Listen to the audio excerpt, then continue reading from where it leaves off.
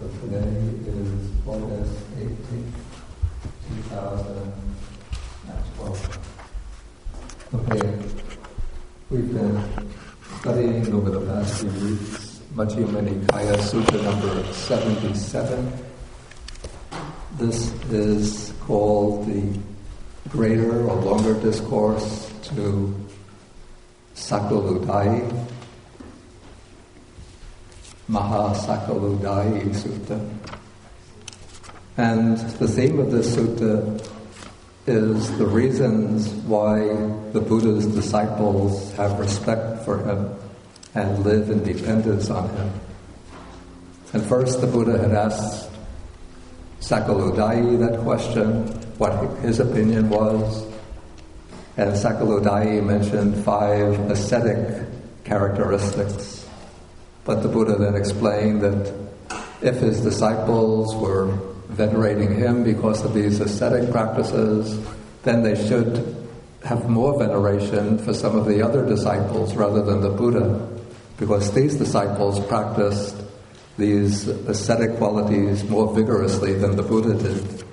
And so then the Buddha mentions the real reasons why his disciples respect and revere him. And we went through several of these, and we came to the section, this is on page 6, I have to put on the 636. It's the section called The Way to Develop Wholesome Qualities. And in this section, the Buddha mentions the first set of wholesome qualities that the Buddha mentions are those which come to be called the 37 aids to enlightenment, the Bodhipakya Dhammas. And these are 37 qualities that are collected into 7 sets, 7 groups. And we went through the 4 foundations of mindfulness, the 4 right kinds of striving, or the 4 right efforts, the 4 bases for spiritual power, the 5 faculties, and the 5 powers. Okay, and so now we come to the 6th group of these sets, and this is called, these are called the 7 enlightenment factors, the 7 bojjhangas.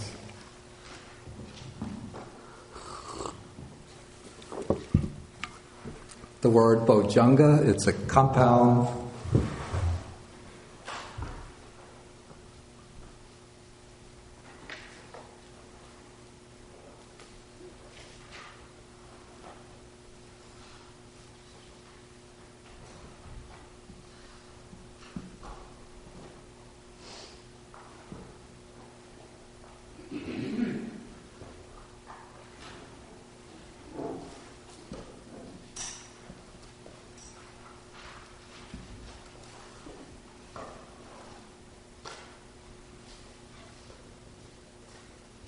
The compound of the first part is bodhi, which means enlightenment or awakening, and then anga, which means factor. But in Pali, when you have the dhi joining with an a, in order to make the sound smoother, the dhi turns into jjh, so it becomes bojjhanga. And here we have 7 mental factors which are called bojjhangas.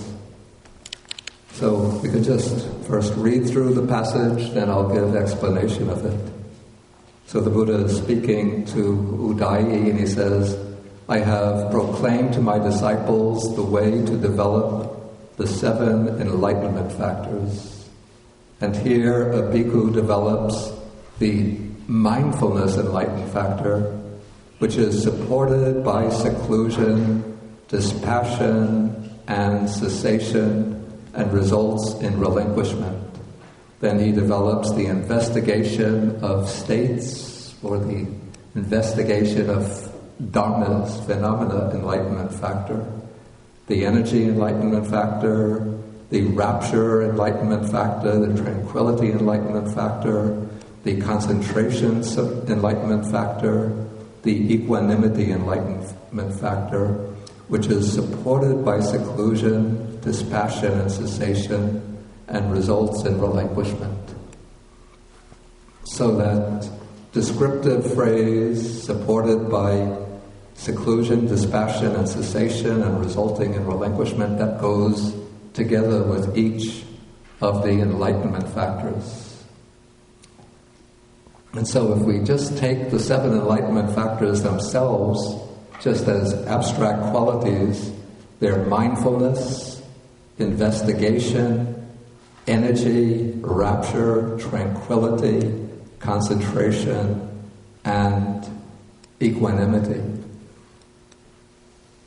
But it seems to me that the 7 enlightenment factors are not just ordinary mindfulness or ordinary joy, ordinary energy, but when we call these qualities enlightenment factors, the way I see it, it implies that they've already acquired a certain degree of strength, a certain degree of intensity, a certain degree of maturity, so that we could say that they are definitely moving in the direction of awakening.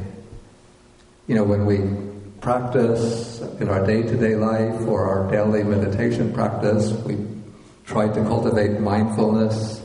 We could say that this is the seed of the enlightenment factor of mindfulness. So we're cultivating, like growing a tree or a flower.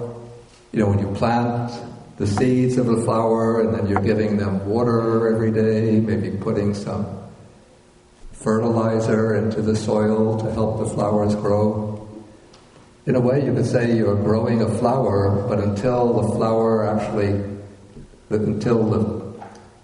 stem actually comes above the surface and the flower is starting to appear, the bud of the flower is starting to appear, it's only at that point that you could really say that you're growing flowers, you know, in a very literal sense.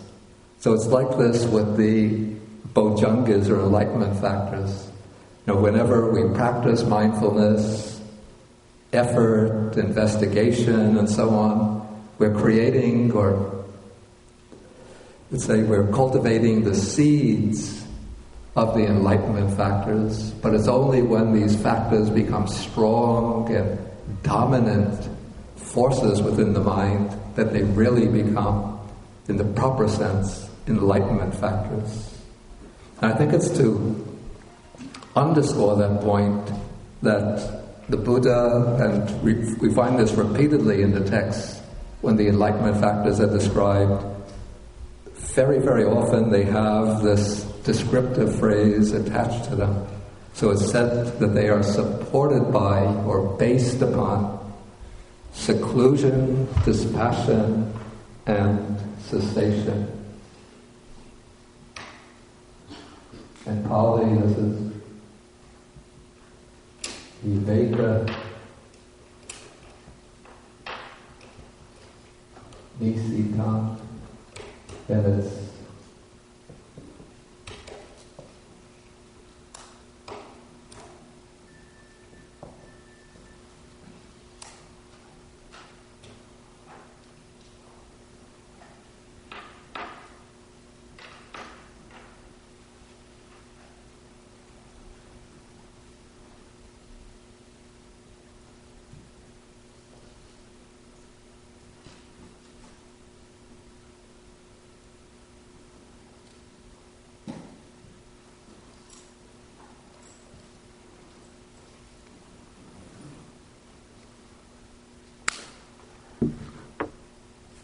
there's a rather technical way to explain these descriptive terms in the commentary, but we don't have to go into all of the technicalities. But what it basically means is that each of these factors is developed in the sense that it's based on you could say, the aspiration or the inclination of the mind towards nibbana. So it's really nibbana that's being indicated by each of these terms. Viveka. Viveka means It's translated seclusion. We could say it's the seclusion from all of the defilements of the mind. So separating the mind from its defilements. Dispassion, viraga, means the ending of attachment, passion, lust, clinging, and so on. And cessation will be the cessation of craving, the cessation of suffering. And then it's each of these factors is maturing towards relinquishment, the giving up of, you could say, all of the defilements, all of the clinging to the bases of birth and death, of samsara.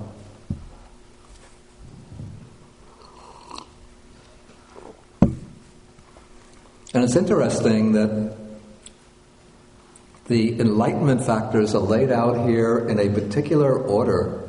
And so the question comes up, is there any specific strategy or design within the sequence in which the Buddha has laid them out? Now, I think that there is, and to show that there is, I want just to refer to another sutta that comes later in the Majjhima Nikaya. This is the Sutta on mindfulness of breathing. It's number 118, and the passage I have in mind starts on page 946. So if you have the book, you can keep your place marked for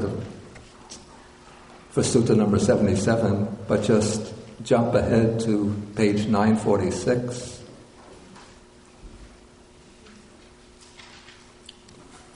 And we'll see how these enlightenment factors unfold in sequence, in a meaningful sequence.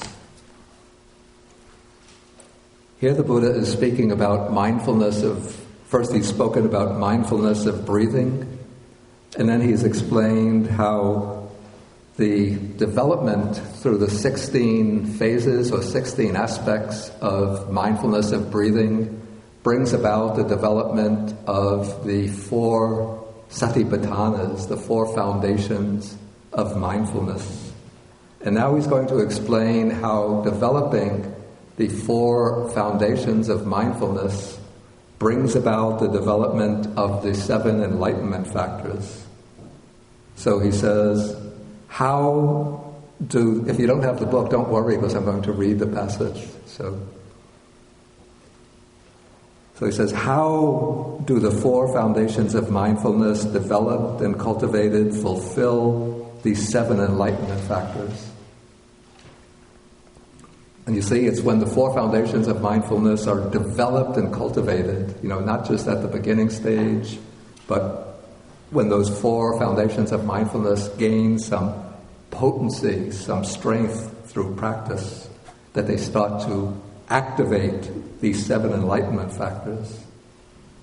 Okay, so then he says, whenever a monk abides contemplating the body as a body, ardent, fully aware and mindful, having put away covetousness and grief for the world, on that occasion, unremitting mindfulness is established in him. Then whenever unremitting mindfulness is established in that monk, on that occasion, the mindfulness enlightenment factor is aroused in him, and he develops it, and by development, it comes to fulfillment in him. Okay, so by developing or practicing the 4 Satipatthanas, so in this case, the first one, contemplation of the body, it's when that mindfulness becomes unremitting, it becomes strong, persistent, continuous. Then we can say that the enlightenment factor of mindfulness is aroused in him. There are actually 3 stages indicated in this simple sentence. First, on that occasion, the mindfulness enlightenment factor is aroused, you could say, or it's started, it's instigated by him. Once it's instigated, he develops it. That's the second stage. It comes up, he develops it, and then the third stage, by development, it comes to fulfillment. That is, it reaches maturity. Okay, now as he is cultivating the mindfulness enlightenment factor, then at a certain point when the mindfulness becomes well established, then it says he investigates and examines that state with wisdom and embarks upon a full inquiry into it. I think what that state, or tangdamang, is in the Pali, what he's investigating, the way I would understand it, would be whatever particular quality of mind or state of mind has arisen. He's looking into that state of mind, looking into those factors of mind. Because what the investigation factor is doing is distinguishing what are the wholesome states of mind that arise, what are the unwholesome states that arise. So it has to be able to make that distinction and to remove, to put away the unwholesome states and to strengthen the wholesome states.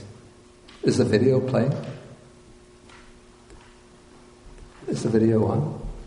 The video is on, but no sound. Oh.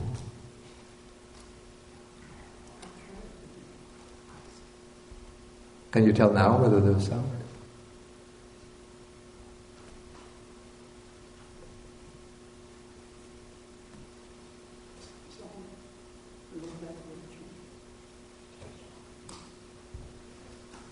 Is there sound now?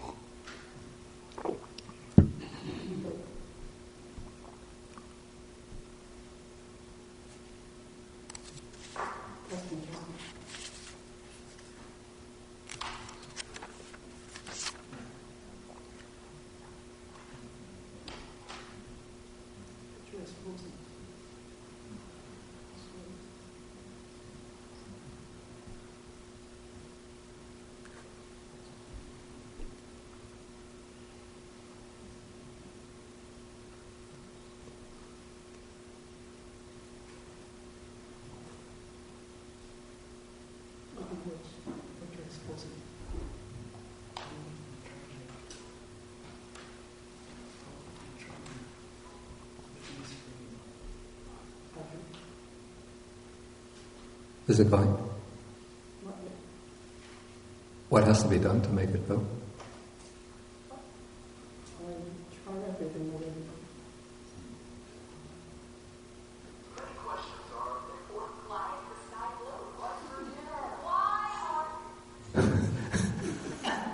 That wasn't my voice, was it?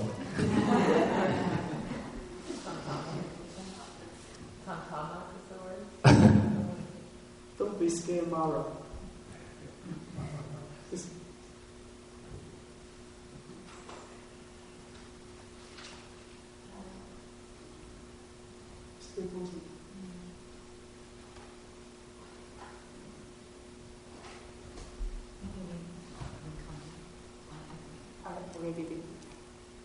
Okay, maybe I just have to continue, otherwise. Yeah. It's being recorded on the... It's being recorded. Oh, the sound is being recorded too? Yeah. Oh, okay. Okay, so now, with mindfulness well established, he goes into investigation and examining that state. I would say that's whatever state has arisen, whatever dhammas or mental factors have arisen. Okay, so as he is investigating and examining that state with wisdom, inquiring into it, on that occasion, again, the investigation of dhammas, enlightenment factor, is aroused, he develops it, it comes to fulfillment. Okay, now we come to the third enlightenment factor. So while he's investigating and examining that state with wisdom, then tireless energy is aroused. So you can see that it's the investigation with wisdom that brings up, that activates, that arouses, that instigates the energy. So now this is, I would say that this is not just the ordinary factor of mental effort, but this is energy where it really becomes strong and powerful. I think this is why energy comes in the third place, which seems rather unusual. Usually we think, say in terms, if we take the 5 spiritual faculties, we have faith, then energy, then mindfulness, then concentration, then wisdom. So there we have energy in the second position, and energy interacts with, or energy works together, collaborates with mindfulness to bring about concentration and wisdom. But here we have mindfulness first, then investigation, which is the work of wisdom, giving rise to energy. So that suggests that this is a very potent energy, what the text calls tireless or unremitting energy. Okay, then he develops and cultivates that energy. As he's doing so, what is called unworldly, or maybe better to call it spiritual rapture, arises. The reason why it's called niramisa, which means, it's translated unworldly, non-carnal, or spiritual rapture, is because ordinary people will experience this piti or joy just from ordinary worldly pleasures. But this isn't the kind of rapture or joy that arises from just ordinary blissful experiences. But this is a rapture that arises through the collaboration, you could say, of mindfulness, investigation, and energy. As one is working, making the effort to remove those unwholesome states, to strengthen, to reinforce the wholesome states, at times there will arise this kind of uplifting bliss, or rapture, which pervades first the mind, and then it seems to spill over from the mind through the whole body. And it's a kind of rapture that's very, very different from the enjoyment that we have from indulging the pleasures of the senses. So it's called non-carnal or unworldly joy. It's like the mind is sort of bright and sparkling and luminous. But then this rapture, as it initially comes up, it has a kind of ecstatic feeling to it, an ecstatic tone, which initially it's very, very blissful, but that becomes an object of attachment. And so in order to mature it, one has to allow that rapture to reach a kind of peak, then settle down and come to a plateau where it can be sustained, but it's not turning into a distraction or a disturbance to the meditation. And so that is called the stage where, in one who is rapturous, the body and the mind become tranquil. So this is the arising of the fourth enlightenment factor, the enlightenment factor of tranquility. Okay, as the mind settles and becomes tranquil, body and mind become tranquil, then the text, I'm in paragraph 35, in one whose body is tranquil and who feels pleasure. Pleasure here is sukha, which is not mentioned on its own as an enlightenment factor, but it seems that this pleasure or happiness arises through tranquility. And the pleasure, it's different from rapture. Rapture has a kind of exuberance to it, an excitement, a little bit of a stimulating quality, whereas the pleasure is a quieter, calmer feeling. And then it's through the intensification of that pleasant feeling that the mind becomes more and more settled and absorbed in its object. And so in one whose body is tranquil and who feels pleasure, the mind becomes samahitang, becomes concentrated. Or actually I think it's samadhiyati, chittang samadhiyati. The mind becomes concentrated. And that becoming concentrated, that implies the presence of the concentration factor of enlightenment. That's the samadhi bojjhanga, the factor of concentration, the mind focused continuously, uninterruptedly on its object. Okay, and then as the mind becomes increasingly concentrated, it settles down more and more steadily onto its object, and all of the tendencies towards excitement on the one hand and dejection on the other, all of those become smoothed out, and so the mind enters into a state called equanimity. And so it says that he looks on with equanimity at the mind thus concentrated. On whatever occasion a bhikkhu closely looks with equanimity at the mind thus concentrated, on that occasion the equanimity enlightenment factor is aroused in him. Then he develops it, and by developing it, it comes to fulfillment in him. Okay, so we have here 7 enlightenment factors.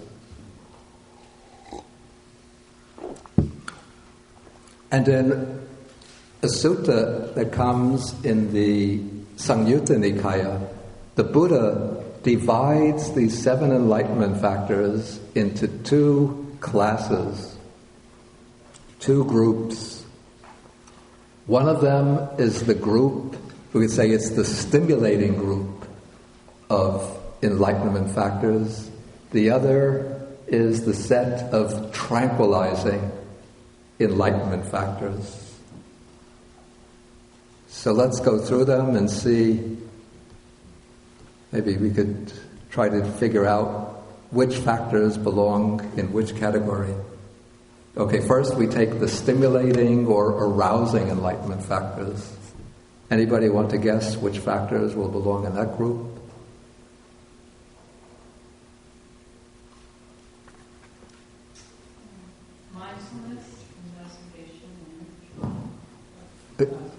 Do we have the mobile microphone? Okay, maybe pass that back.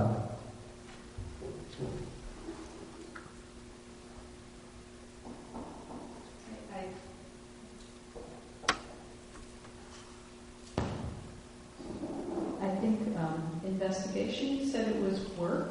You said it was the work of Yeah. wisdom, so that sounds applicable. Yeah, okay, good. And energy, of course. Yeah. And rapture. Good, very good, okay. You know, Yeah. it's got Okay. energy to it. Okay. Okay, very good. And now we have the tranquilizing enlightenment factors. Anybody want to take a stab at that? Maybe stab isn't a good word to use for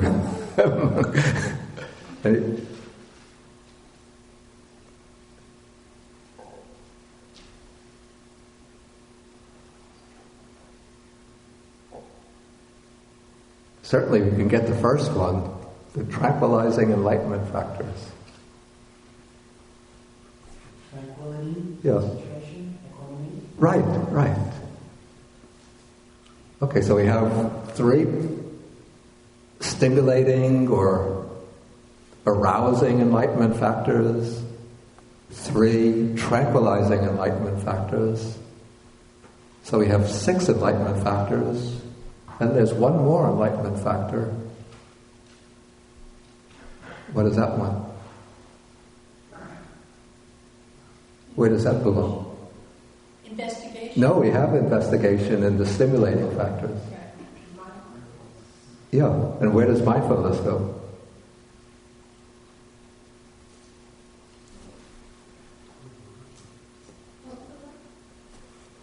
Speaking to, did you have the microphone? Oh, I thought you had the microphone, I'm sorry. Actually, very good. I mean, you're definitely on the right track, but it's actually said that mindfulness doesn't actually belong to either of the 2 categories, but mindfulness is what is responsible for overseeing them so that one can achieve balance between the 2 groups. Because sometimes if one puts too much emphasis on the stimulating or arousing enlightenment factors, then the mind, it's good if you develop them to an extent, but if they're not balanced with the tranquilizing factors, then the mind becomes overexcited, and then it can get distracted, disturbed, restless. And if one puts too much emphasis on the tranquilizing factors without enough emphasis, without balancing them by the stimulating factors, then what happens? Mind becomes tranquil, tranquil, tranquil. Oh, everything is so fine.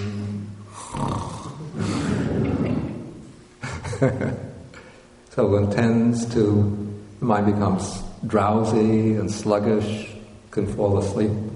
So mindfulness has to sort of keep a watch on the mind.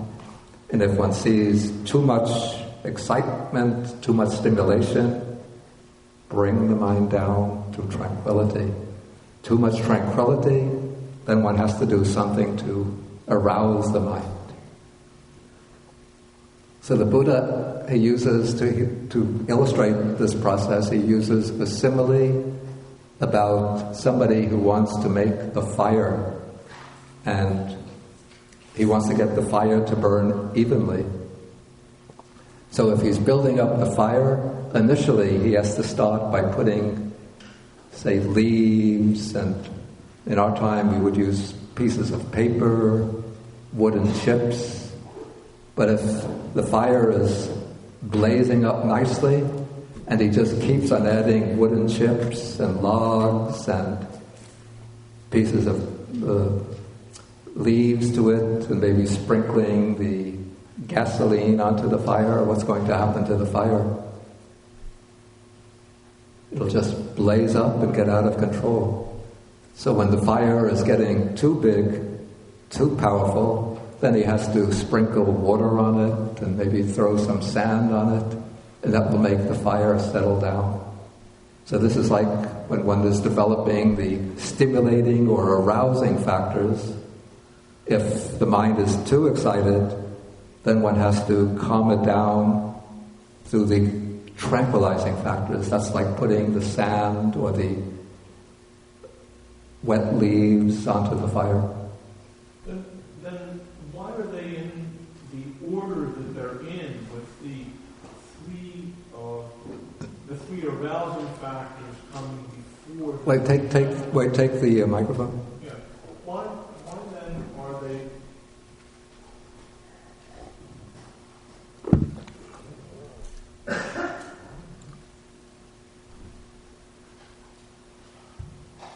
But just, if it's not working, just speak with a loud voice. Yeah, why are they in the order that they're in that, with the three arousing factors coming before the three tranquilizing ones, if the tranquilizing ones are to be applied, in order to make the arousing ones more subtle and pliable? Okay, what I would say is that initially one has to develop the arousing factors, because sort of the natural tendency of the mind is to remain rather passive. And so I would say, or to remain in its familiar grooves. So one has to develop those arousing factors to activate the mind, to sort of almost to push it into the meditative state, but in the direction of the meditative state. But then, in order to really enter properly into the meditative state, then one has to develop those factors which will settle the mind and make it calm and more quiescent. But does what you were just saying before then, does that mean that in actual practice, Yep. that is, one might not go in just that order, but one might start using the tranquilizing factors earlier in the sequence? Yeah. It's initially, it seems to me that one has to use the arousing or stimulating factors first in order to to get the ball rolling. Yeah. But then sometimes the ball might be rolling a bit too quickly. Yeah. Then one has to use the tranquilizing factors to settle it down. Sometimes once it settles down, then it might start rolling too slowly. Then one has to use the stimulating factors to make it roll more quickly. But we also seem to be talking now as if this were a matter of something that's really in control of the will, where he doesn't seem actually to be wording things that way. He seems to be more saying, well, if you do the one thing, then the next thing arises, as though it's something like it, so that there is the order really isn't optional as he's thinking about it. He thinks it will sort of naturally create itself that way. Is there something like that? Okay, I understand your question. What I would say is that the order that they're set out here is, I would call this an ideal order. Okay. But it doesn't mean that in actual practice one is always moving according to the ideal order, because people's minds work differently. Okay. And that even the same mind works differently on different occasions. So one has to judge from the situation what is the appropriate remedy to apply to a mind which is not moving along the right track. Okay. I just wanted to finish the simile of the fire and the leaves before the fire and the fuel before we go further. Okay, so one case when initially one starts the fire with a flame, with the pieces of paper, chips of wood, dry leaves, till the fire is blazing. Then one has to make it, tranquilize it, or reduce the intensity of the fire by putting into it some sand or sprinkling it with water to make it settle down a little bit. Okay, then there are occasions when maybe that covered it. It starts the fire. Oh yeah, then when the fire is, if one puts the sand, the wet leaves, the water onto the fire and it diminishes, but then it's starting to diminish too much, then you have to feed the fire with more fuel to make it blaze up again. So then one puts into the fire, one puts more chips, wooden chips, more dry leaves, more pieces of paper, till the fire will start blazing again. And so one has to balance between the feeding the fire and quenching the fire, or quelling the fire, in order to get the fire at a proper level of intensity. Okay. The word sukha, when I read it in Sanskrit, it's often translated as comfort or in ease. It has quite a number of implications or connotations. In Pali, I generally see people translate it pleasure. That's just yeah. a convention. Well, you see, because it's used in Pali often to designate a particular kind of feeling. So the two primary types of feeling are dukkha vedana, which is painful feeling, and then the opposite of that is sukha vedana, which is pleasant feeling. But in Pali too, sukha can be used to mean comfort, to mean ease, to mean happiness as a persisting quality, rather than a particular kind of feeling.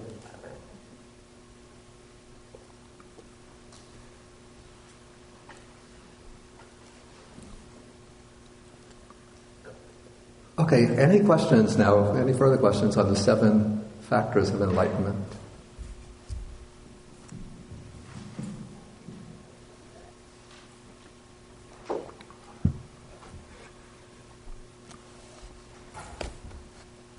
Okay, so now we'll go on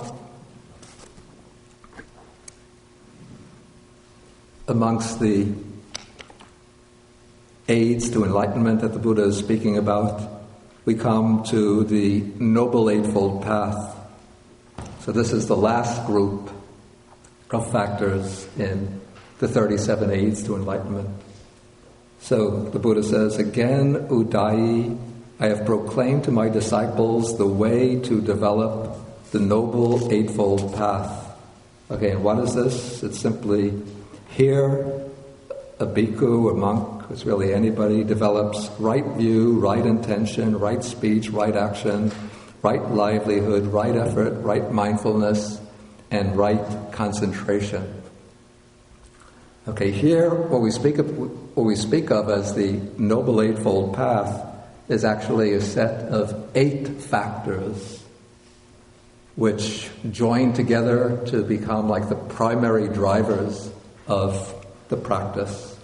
And it seems of all of the different sets of factors that the Buddha mentioned as aids to enlightenment, the one which has received the most attention in his teaching is the Noble Eightfold Path. So we see in the Buddha's first discourse, the practice that he teaches is the Noble Eightfold Path. And out through his entire ministry, teaching career, he always emphasizes again and again the Noble Eightfold Path. And here, what's interesting is that there seems to be changes in the sequence from the 7 enlightenment factors. So you could see within different groups, different factors, which might be the same technically from one group to the other, are put in different positions, maybe because they're playing different roles within those groups. So here we start off with right view. And elsewhere, right view is explained or defined in terms of panya, which means wisdom. And so at the very beginning of the path, one has wisdom coming. Why is that? Usually we say, when we speak about the 3 stages of training, we speak about sila, or virtuous conduct, samadhi, concentration, mental tranquility, and wisdom. So wisdom comes third, after concentration and virtuous conduct. Yet here we have right view, which is understanding equated with wisdom, coming at the beginning. What could be the reason for that? Judy, is that your name? Yes, Judy. Okay. Understanding the nature. It's good to take the microphone. So.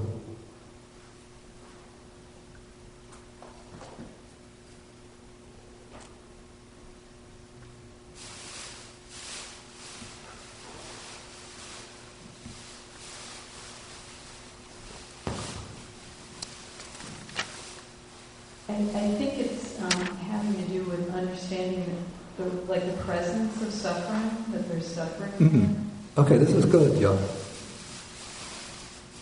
Anybody want to add anything to that? We should mention that the right view in the text, it's repeatedly defined as understanding the Four Noble Truths. So anybody have any comment to make on that? Any thoughts why it should be put at the very beginning of the path?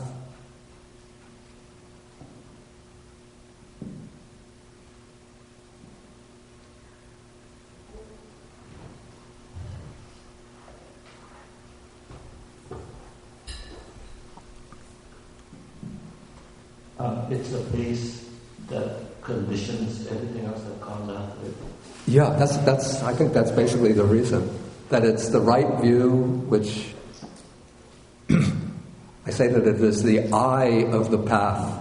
It sort of shows the nature of existence, the real nature of life, of existence, which forms the basis for the whole practice.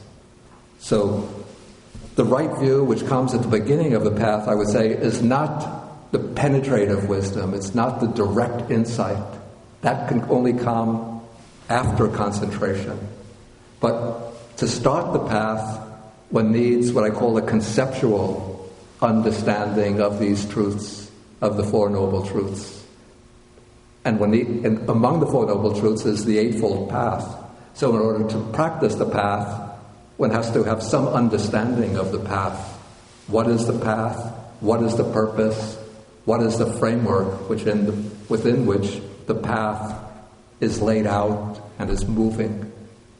So is that right view, understanding the nature of suffering, understanding that suffering arises from craving and other defilements, understanding that by ending our craving and defilements we can be free from suffering, and understanding that the Eightfold Path is the way to the end of suffering.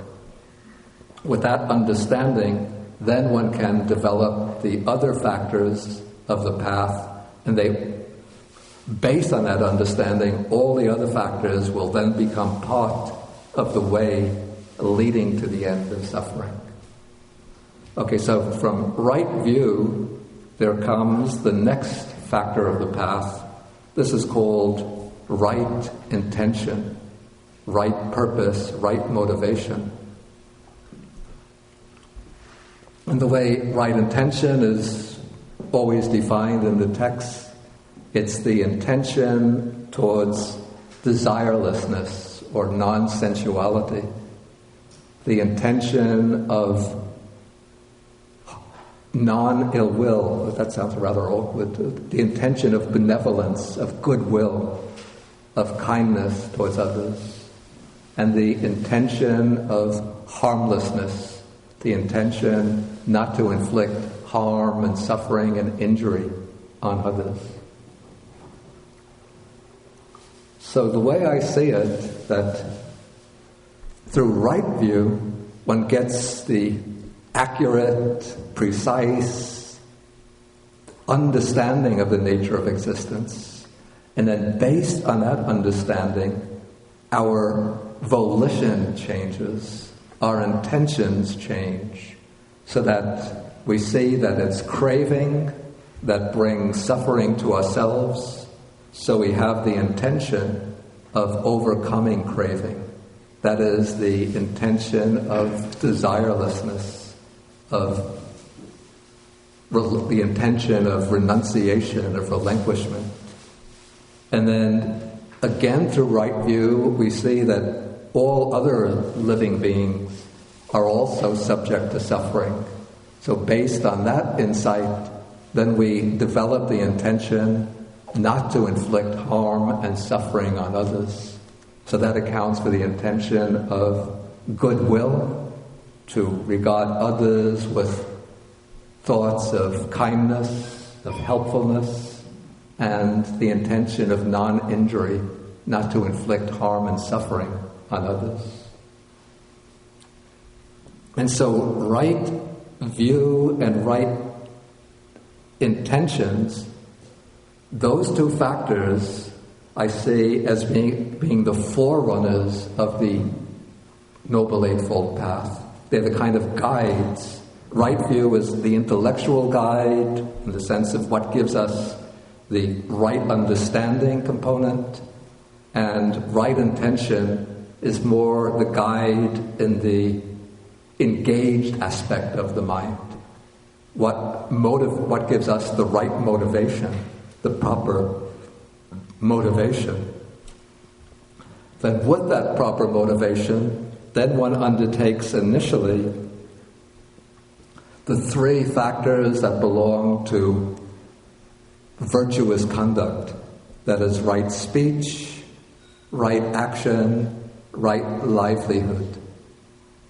And I think it's quite significant that the Buddha includes right livelihood here, which shows that he doesn't intend the Noble Eightfold Path exclusively for monastics, but also he's taking into account lay people who earn their living in the world. So in doing so, they have to follow the basic principles, the basic premises of right livelihood, to earn their living in an honest way, a harmless way, the way that involves making a personal effort and not just exploiting others. Okay, so right speech, right action, right livelihood purify our conduct.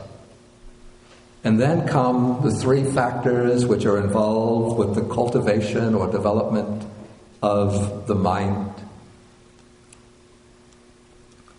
Actually, the way I understand the Eightfold Path, right effort and right mindfulness will be involved in all of the path factors, You can't develop right action, right speech, without being mindful of one's speech, without being mindful of how one intends to act, and without making an effort to restrain unwholesome types of speech and to restrain unwholesome actions, and making the effort to speak properly, to act properly. So right effort, right mindfulness actually go with all of the factors of the Noble Eightfold Path. But they become especially important in the process of developing and cultivating the mind in order to attain samadhi or concentration. So it's right effort and right mindfulness. I compare these to like two hands which are working together, cleansing one another in order to gain right concentration. So right effort is the effort to remove unwholesome mental states, to generate and strengthen the wholesome mental states. And then that effort is applied especially to the practice of right mindfulness, the four foundations or four establishings of mindfulness. Then it's the right effort that gives, it's like the gasoline of the practice, or maybe the electricity in a hybrid. So it's the energy of the practice of mindfulness. And then as mindfulness is being developed in association with this energy, the mindfulness is keeping the object in mind, not letting the mind slip away, not letting the object slip away from the mind, or not letting the mind roam away from the object. And then as the mind focuses in a more and more sustained way on the object, that sustained awareness of the object brings samadhi or concentration. But in the Noble Eightfold Path, when it's developed integrally, right concentration is not the actual conclusion of the Eightfold Path, but rather, once right concentration is achieved, then one has to go back through right mindfulness to investigate the experiences of body and mind.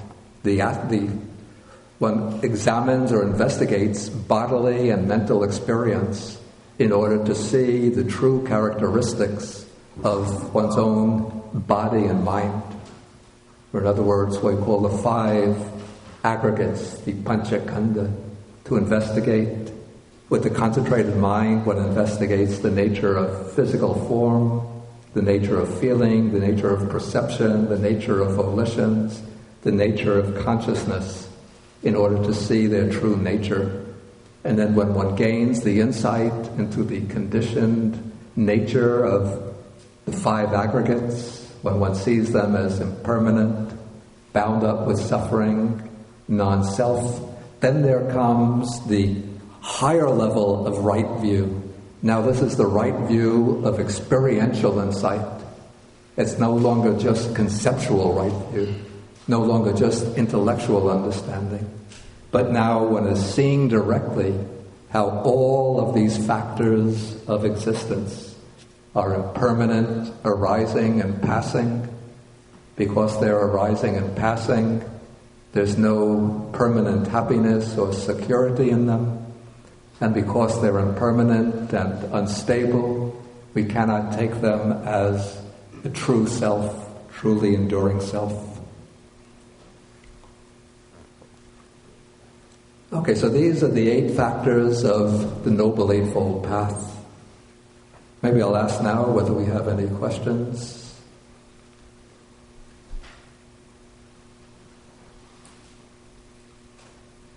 Was everything so clear? Or is everybody just a little tired?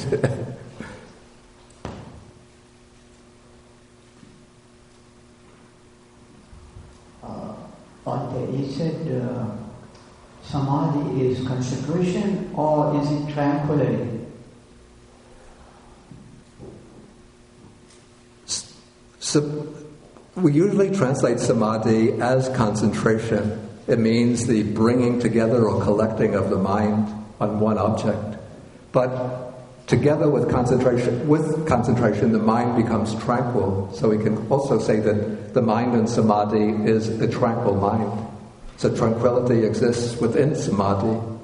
But I think the distinguishing factor of samadhi is the unification of the mind, the collecting of the mind on its object.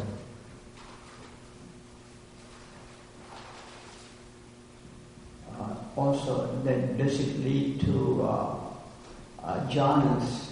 Yeah, sama samadhi is typically defined within the suttas as the 4 jhanas. And is the jhana temporary or is it continuous? I mean, when you have the concentration or the samadhi, Yeah. after that, does it disappear or will it be continuous?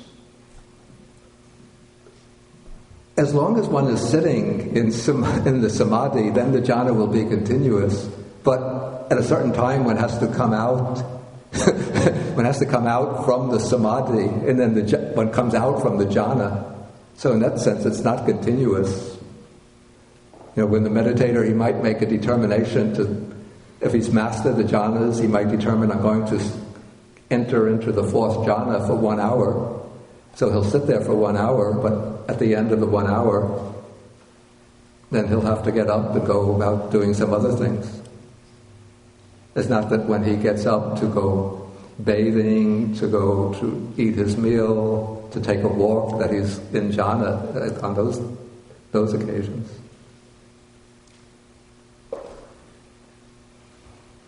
Okay, any further questions on this? Okay, then let's go on. Okay, now we're coming to some states of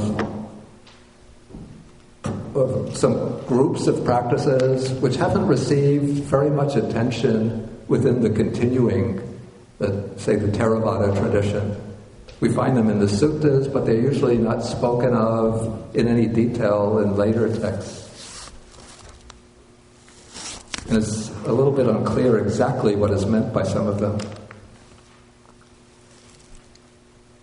Okay, so the first of these is called the 8 liberations.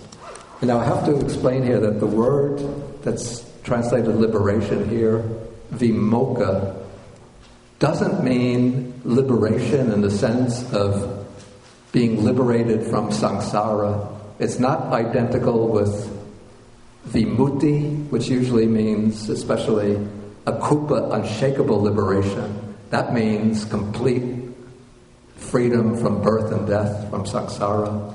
But these are actually states of meditative absorption in which the mind becomes temporarily liberated from certain obstacles, obstructions, or limitations. The word translated as vimoksha.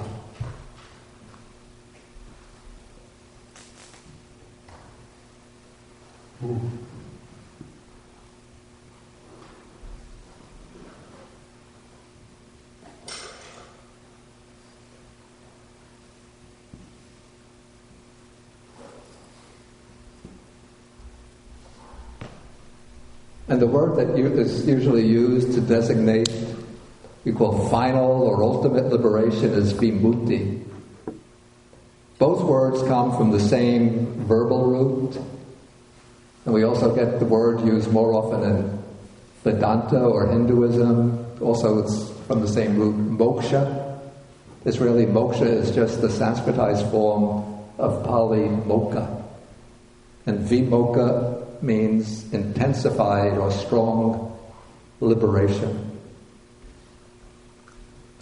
But in the Buddhist text, vimoksha doesn't normally designate final or ultimate liberation, but just a deep state of meditative absorption. Okay, so here the Buddha is speaking. He says, I have proclaimed to my disciples the way to develop the 8 liberations. Okay, now come the 8 liberations. But the first one is, possessed of material form, one sees forms, this is the first liberation. Now I'll take the second and then explain these two together. Not perceiving form internally, one sees forms externally. This is the second liberation. Okay, the way these two are explained in the commentary, what is meant by possessed of material form, one sees forms. That's the first liberation. Okay, there are states or objects of meditation that are used for developing samadhi based on colors. One takes a colored object and focuses the mind on that colored object in order to bring the mind into samadhi. Now, what is meant by possessed of material form, one sees forms, so at least this is the way the commentary explains this. One takes the color that one is going to use as a base of meditation from some tissue or organ of the body. For example, to get a blue object of concentration, I don't know whether Indian people have blue eyes. One wouldn't use that's the iris, but they might take, they say the blue-black color of hair, or maybe a blue, if there's like a black and blue mark, where there's some breaking of the arteries, of the blood turns blue. One gets the blue color from that. One might get the red from the color of blood, if one is using a red object. The white, one might take the whites of the eyes, or black from the black of the hair. One might take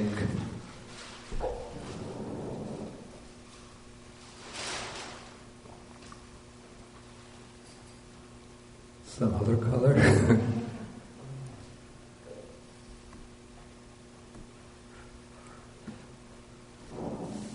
So one might get white when one sees a piece of bone, so one takes the white of the bone as the object of concentration, and then one takes just that color and uses that color as a base for focusing the mind.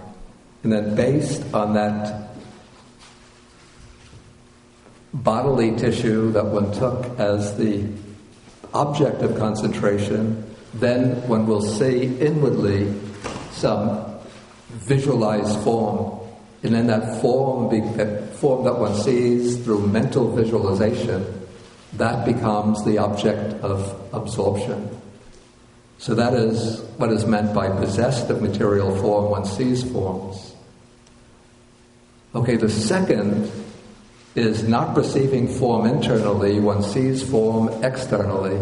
In this case, it said one doesn't take the object, the colored object, from some bodily tissue, but one takes some external colored object as the basis of concentration. For example, to get a blue object, one might take the surface of a pool of water, which is blue. To get the yellow or a blue flower, to get yellow, one might take the yellow flower. To get red, one might take a red flower. Flower makes it easy. The white, one might take, maybe if there's a white dove, the color of the dove, or a white flower. Okay, so one takes or a piece of cloth, a piece of white cloth. So one takes the color from an external object, visualizes it until one could see the forms with one's inner mental vision. And then one makes that the object of concentration. And then the third liberation, it said one is resolved only upon the beautiful. So what this means is that, according to the explanation of the commentary, one takes a very beautiful color and one visualizes that until one develops it, until one gets a very beautiful, very clear, inwardly visualized color as the object of concentration. So, it seems to me that the first 3 liberations are actually dealing with the 4 jhanas, or explicating the 4 jhanas, but where the formula for the 4 jhanas distinguishes the jhanas by way of the inner subjective state, the factors of mind that are present. These 3 liberations are explaining or illustrating the objects of the jhanas. So each of them can be the basis for all 4 jhanas. So one could have 4 jhanas based on the internal visible form.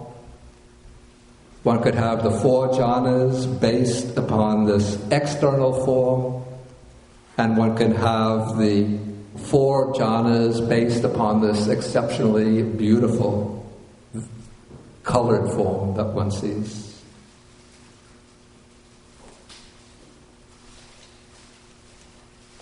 Okay, so those are the first 3 liberations. The next 4 are the 4 called the 4 formless meditations, the 4 formless attainments. So the first of these is called the base of the boundlessness of space, or the base of the infinity of space. So here, in order to enter this meditative state, one has to completely overcome all perceptions of form. You see, in the first 3 liberations, one has a perception of some form. It's a visualized form, but there's still a form there as the object.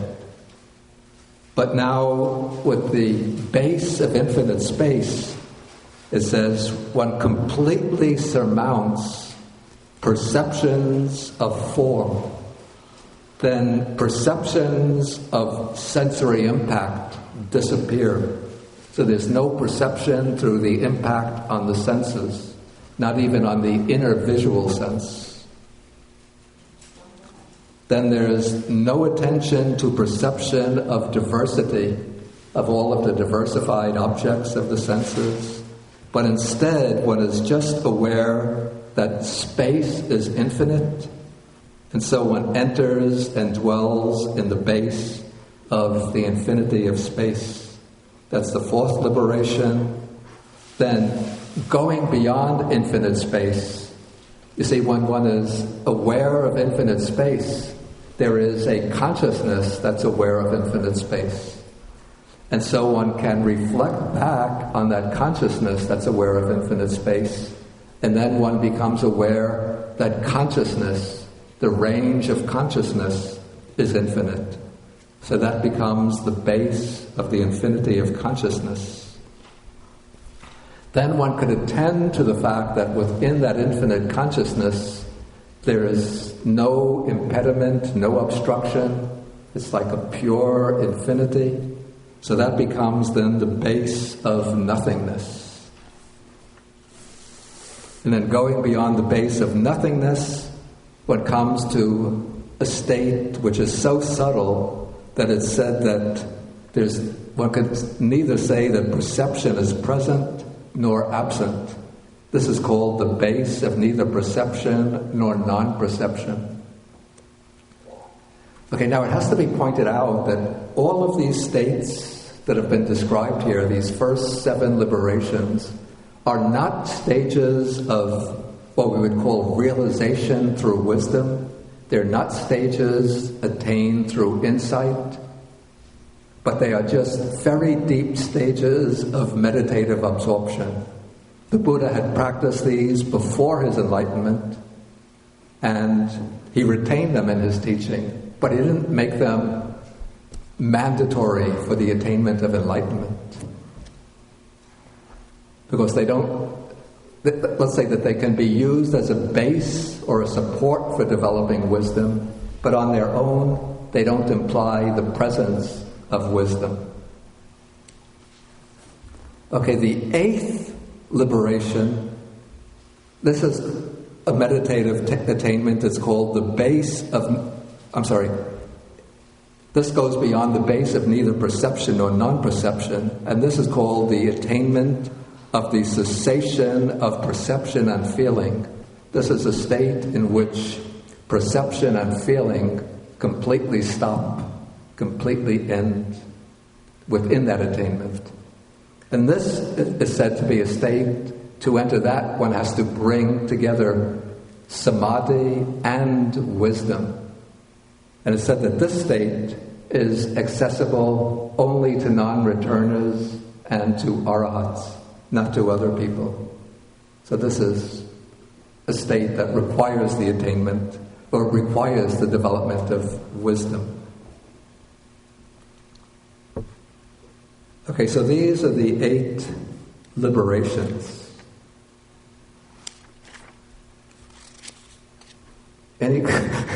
I'm going to ask whether there's any questions, but I might have to run out the door if you ask me a hard question.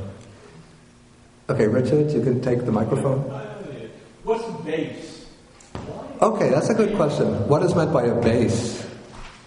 Okay, the word here, the Pali word is ayatana.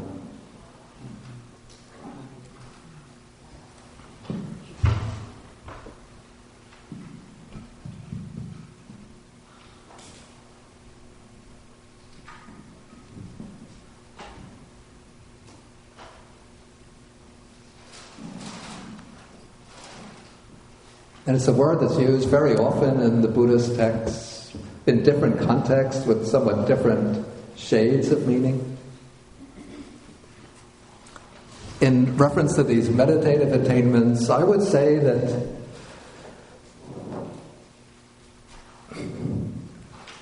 the meditative attainment itself is what is being called a base. So it's just the meditative attainment of infinite space, the meditative attainment of infinite consciousness, the meditative attainment of nothingness, and so on. Ayatana is the stage of enlightenment. Excuse me? Ayatana means, what is it? It's stage of what? Enlightenment? No, it's not a stage of enlightenment. It's, in this passage, I said the ayatana, the base, refers to the meditative attainment itself. So it's just that particular meditative state in which the object is infinite space. That's called the base of infinite space. Where the object is infinite consciousness, that is the base of infinite consciousness.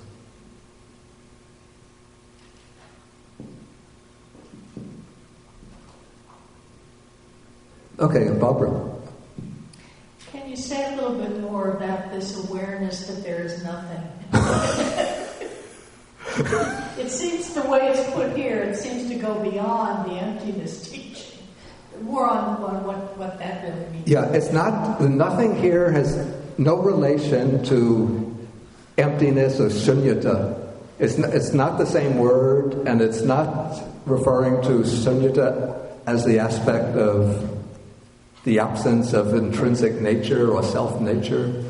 And this is just the way I understand it. And it's my personal understanding. And I say not from direct experience of it.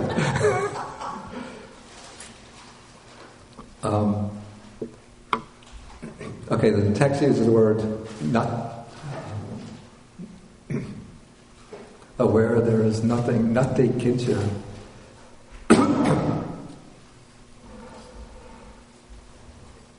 The way I understand it doesn't mean that that there's absolutely nothing at all that exists. Not that way. It's not a philosophical statement, but it's a description of the experience within this state.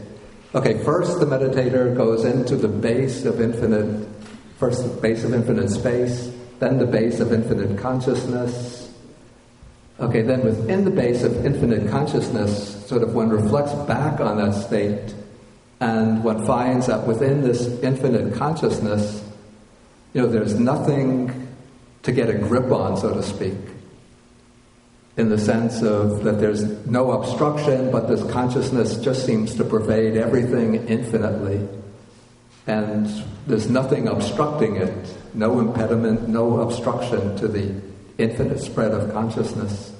And so then one takes that in the sense that there is nothing here in the sense of impeding or obstructing the movement of that or the extension of that consciousness. And instead of focusing on the infinite consciousness, one just focuses on the absence of any obstruction, and that is the nothingness. It sounds like... Again, I have to say that's my interpretation. So if you meet an advanced yogi who comes out and you ask him about the base of nothingness, you tell him this is what Bhante Bodhi said, and he says, he doesn't know what he's talking about. I might have to agree with him.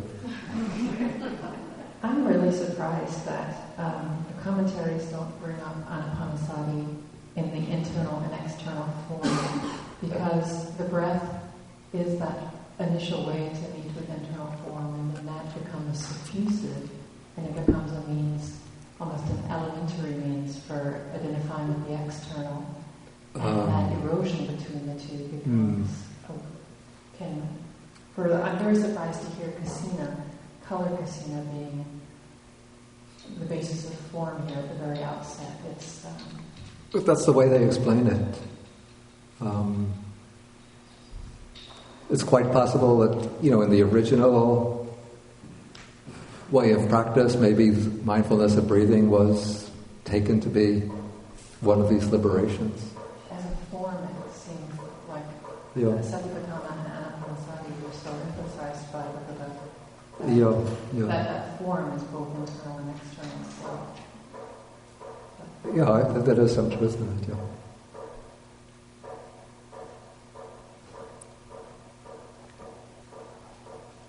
Yeah, but it seems within these liberations, so the emphasis is seeing the forms.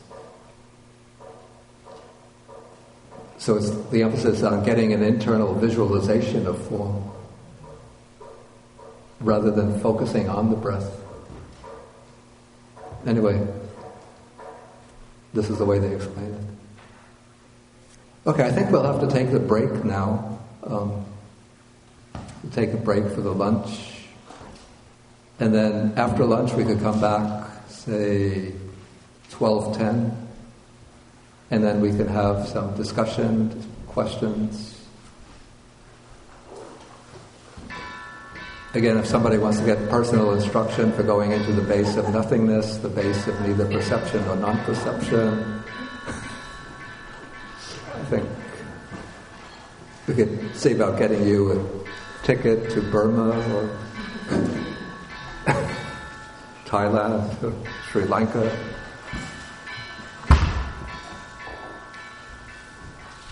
Okay, so we end with the sharing of the merits.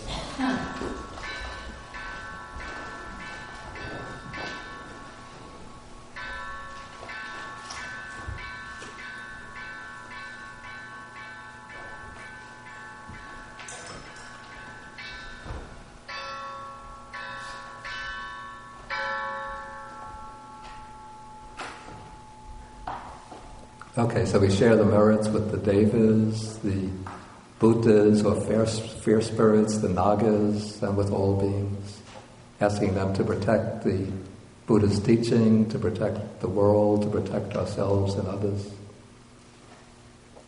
Akasata chabhumata deva naga mahitika punyantang anumoditva Chirang rakantu sasanam Akasata chabhumata deva naga mahidika punyantang anumoditva Chirang rakantu desanam Akasata chabhumata deva naga mahidika punyantang anumoditva Chirang rakantu mankaram Etavatachaham hehi sampadam punya sampadam sabbe devanumodantu sabba sampati siddhya etavatachaham hehi sampadam punya sampadam sabbe bhutanumodantu sabba sampati siddhya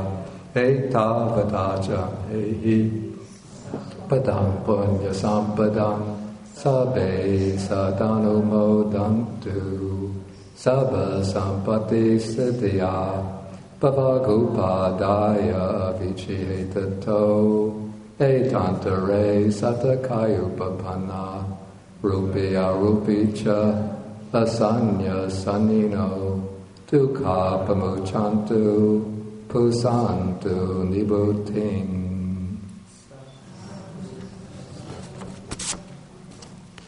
Okay, thank you for your attention. So next week we'll have the class, and I'll finish up the sutta next week.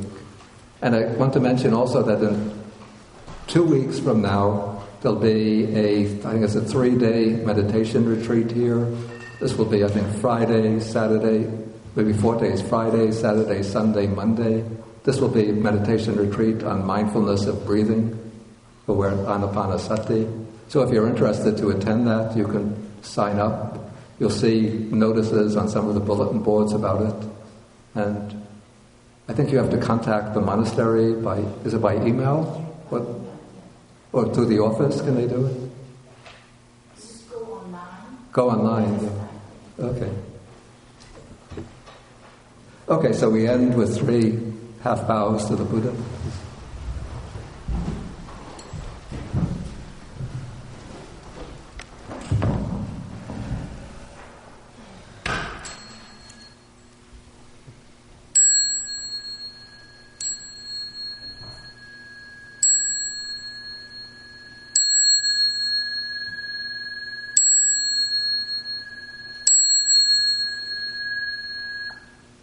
How to bump it.